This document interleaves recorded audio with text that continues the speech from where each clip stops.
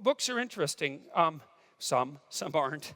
Um, Often I dog-ear the pages of books that I'm reading if I find a line or something, that I'd like to remember that I think is important. And, I have some books on my shelves that pages are dog-eared double because there was a really amazing thought on one page and there was a really amazing thought on the other page, the facing page.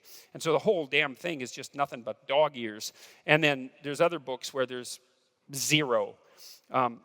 When I read Nietzsche, for example, there was lots of dog ears on Beyond Good and Evil, which is a great book. And Nietzsche actually, he came up with the most arrogant statement anybody ever made about himself as an author, which is really quite impressive.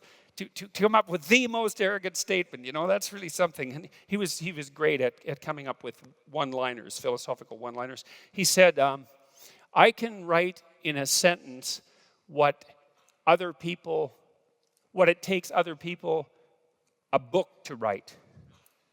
And then he said, that they can't even write in a book. So that's pretty good, eh? It's like arrogant, and then he topped it. It's like, yes, this is a man who could really write. Anyways, the problem with reading a book like that, Beyond Good and Evil say, is that every damn sentence is a thought, and a deep thought. And so reading Beyond Good and Evil, it's like just constantly being punched. I mean, partly you're punched because you read part of it and you don't know what the hell he says, and so then you're stupid, and so that's a punch.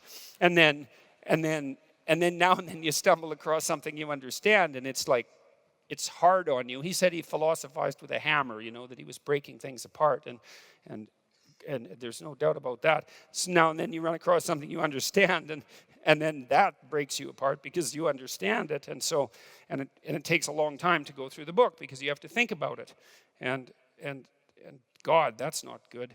Thinking about things, Well, it isn't, because, when you think about, you already know everything in some sense. You've got a map that covers the whole world, which is sort of why you can function.